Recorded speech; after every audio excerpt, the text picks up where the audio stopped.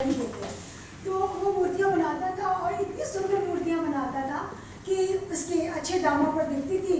उसका काम भली भांति चल रहा था। उसका एक छोटा बच्चा भी था। वो अपने पिता को काम करता देखता, वो भी छोटी सी छेनी, छोटी सी हथौड़ी लेके वो भी टिक करता और वो भी अपने पिता के काम में गमने लग गया। ऐसे करते करते वो मूर्तियाँ बनाने लग गया।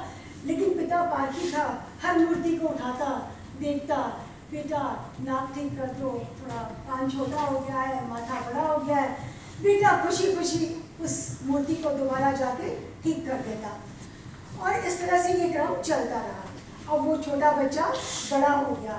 पिता का काम वही बार बार कोई ना कोई कमी निकाल दे। अब बच्चे को ये लगने लग गया कि मैं मूर्तियाँ तो इतनी अच्छी बना रहा हूँ, मुंह मांगे दामों पर जा रही हैं, लोग प्रशंसा कर रहे हैं, मेरे पिता मुझे क्यों इसमें एक कमी निकालते हैं। कई दिनों तक अपने मन में सोचता रहा और फिर उसने बड़ी उसकी सब्र का बांध टूट गया। वो अपने पिता के पास आया और बोला, पिताजी ये मुझे नहीं लगता मुझे अब किसी सलाह की ज़रूरत है। मैं मूर्तियाँ अच्छी खासी बना रहा हूँ, अच्छे खासे दाम आ रहे हैं, तो मैं सोचता हूँ कि अब सलाह रहने ही दीजिए आप।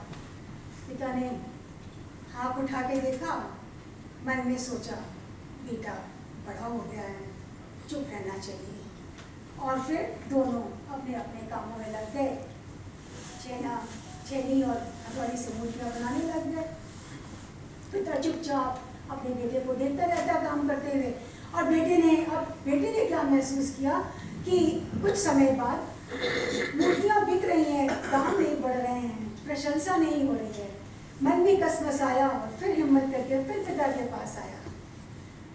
पिताजी मैं मेहनत तो पूरी कर रहा हूँ, मूर्तियों में वो दम नहीं आ रहा, लोग प्रशंसा नहीं कर रहे, उतने पैसे नहीं मिल रहे। पिता ने मुस्कुराते हुए देखा।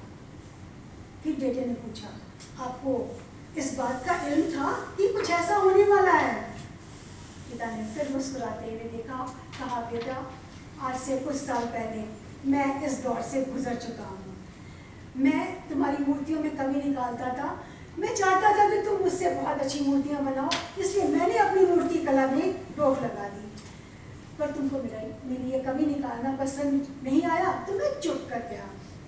फिर बेटे ने पूछा, पिताजी अब क्या करना होगा, हमें क्या करना चाहिए?